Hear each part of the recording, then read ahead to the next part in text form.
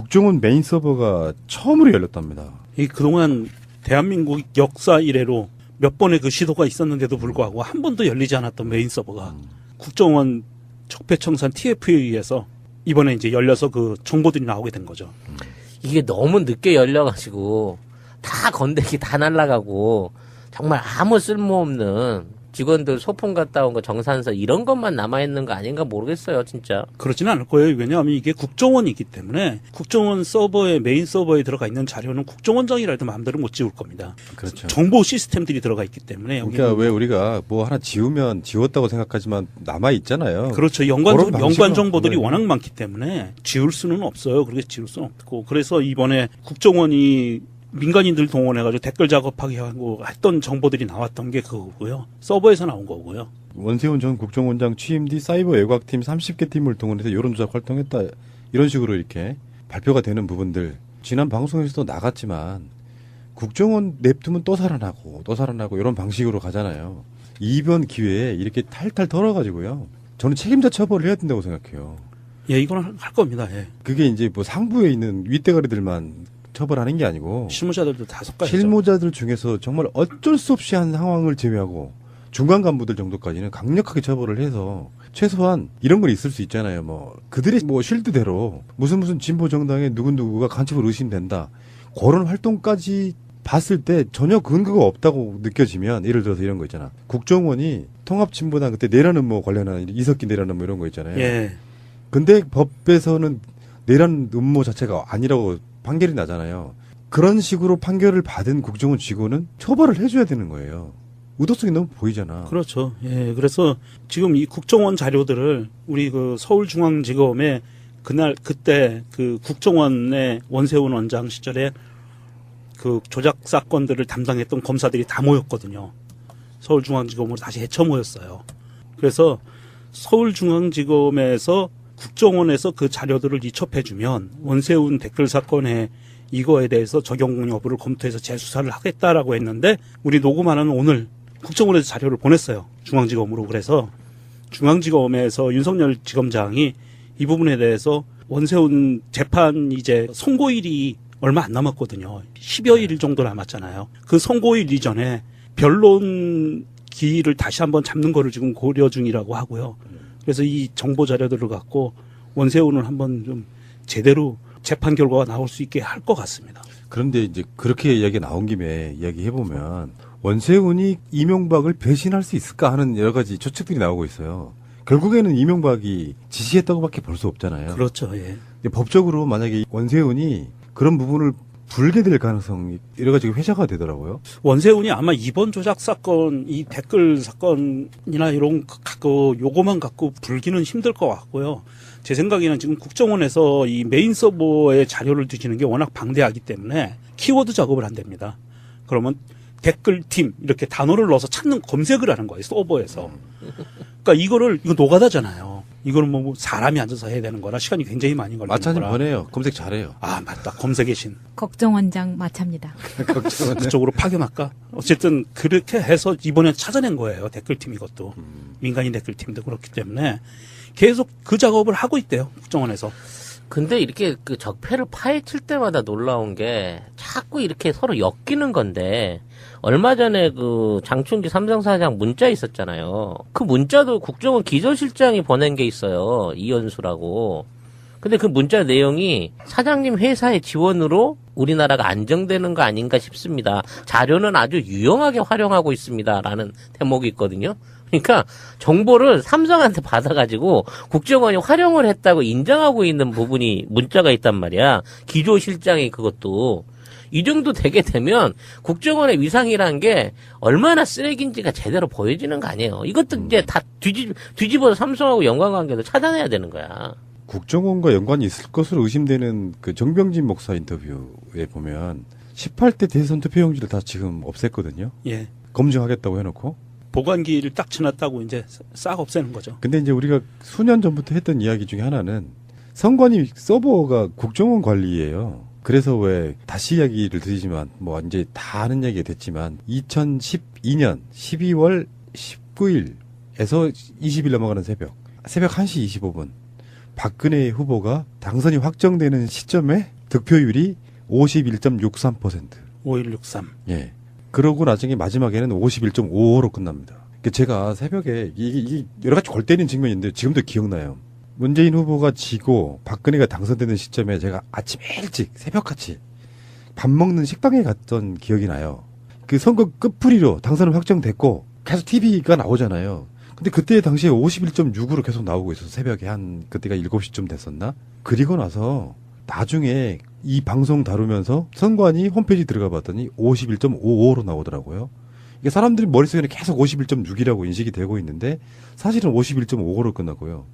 어쩌면 그 타임에 정확하게 1시 25분에 박근혜 당선 확정인데 그게 국정원의 부대명 5163 부대랑 똑같을 수 있냐. 그렇죠. 이게 그냥 우연의 일치일까요? 우리가 일생을 살면서 이런 수치가 4자릿수까지 딱 맞아 떨어져 버리는 그런 놀라운 그거를 이제 너무 자주 봐, 우리가 좀.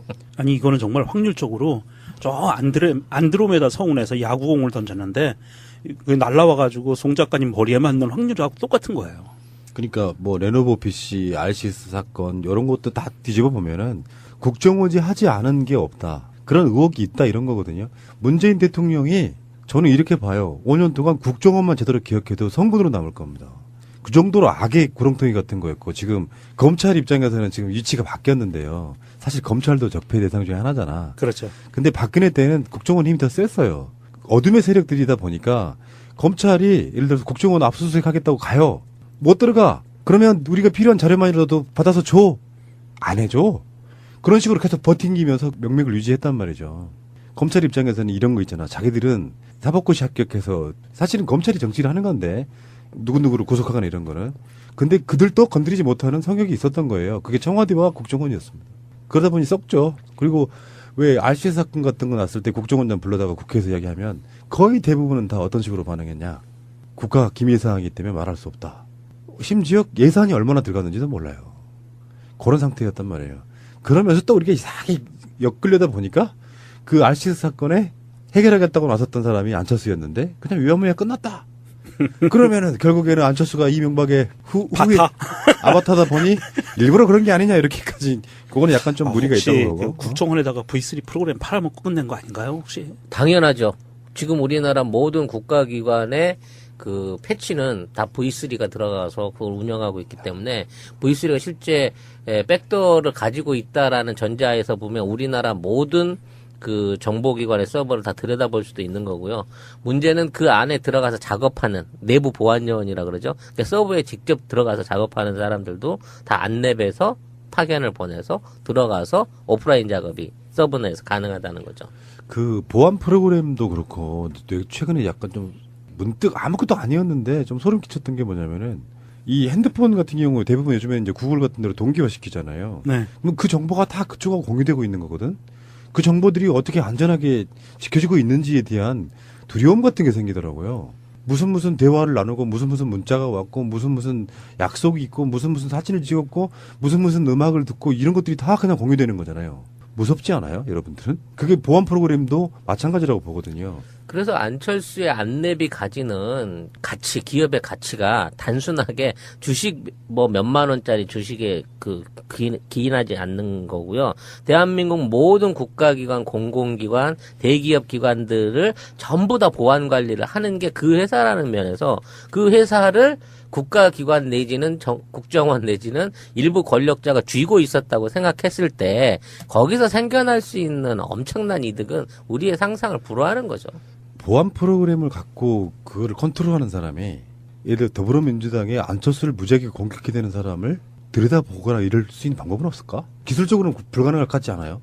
그러니까 그 안에 내부적인 백도어라든지 아까 설명했던 대로 어떤 그 RCS처럼 리모트 컨트롤이라든지 그 기능을 들여다볼 수 있는 거에 대해서는 그 코드를 갖고 있는 회사의 엔지니어밖에 모르는 거예요. 없다고도 100% 얘기할 수 없고 있다고도 100% 얘기할 수 없는 부분은 맞는데 분명 우리가 있었던 디도스 사건 때에 안에서 그 서버를 막았던 부분이라든지 외부 서버는 멀쩡했는데 내부에서 막혀버린 사건이라든지 농협 해킹 사건 그다음에 뭐 원자력 해킹 사건 뭐 여러 가지 경우들을 봤을 때 과연 이게 외부 침입이 맞는 거냐라는 의심이 드는 부분은 분명히 있다는 거예요. 예.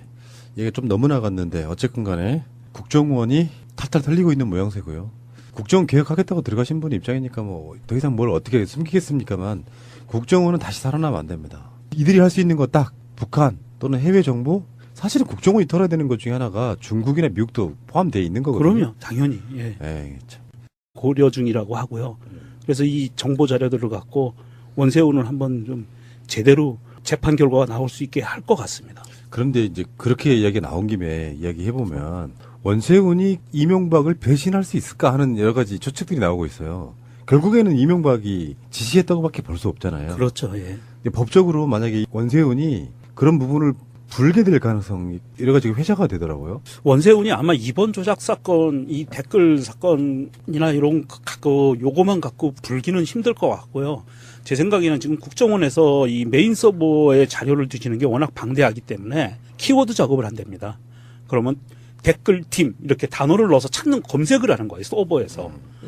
그러니까 이거 노가다잖아요. 이거는 뭐 사람이 앉아서 해야 되는 거라 시간이 굉장히 많이 걸리는 마찬가지 거라. 번해요. 검색 잘해요. 아 맞다. 검색의 신. 거기서 나온 거고요. 원세훈 전 국정원장 취임 뒤 사이버 외곽팀 30개 팀을 동원해서 여론조작 활동했다. 이런 식으로 이렇게 발표가 되는 부분들. 지난 방송에서도 나갔지만 국정원 냅두면 또 살아나고 이런 방식으로 가잖아요. 이번 기회에 이렇게 탈탈 털어가지고요. 저는 책임자 처벌을 해야 된다고 생각해요. 예, 이거는 할 겁니다. 예. 그게 이제 뭐 상부에 있는 윗대가리들만 처벌하는 게 아니고 실무자들도 다 섞어야죠. 실무자들 중에서 정말 어쩔 수 없이 한 상황을 제외하고 중간 간부들 정도까지는 강력하게 처벌을 해서 최소한 이런 건 있을 수 있잖아요. 뭐 그들의 뭐 실드대로 무슨 진보 정당의 누구누구가 간첩을 의심된다. 그런 활동까지 봤을 때 전혀 근거가 없다고 느껴지면 예를 들어서 이런 거 있잖아. 국정원이 통합진보당 그때 내란 음모 관련한 이석기 내란 음모 이런 거 있잖아요. 예. 근데 법에서는 내란 음모 자체가 아니라고 국정원 메인 서버가 처음으로 열렸답니다. 이 그동안 대한민국 역사 이래로 몇 번의 그 시도가 있었는데도 불구하고 한 번도 열리지 않았던 메인 서버가 국정원 적폐청산 TF에 의해서 이번에 이제 열려서 그 정보들이 나오게 된 거죠.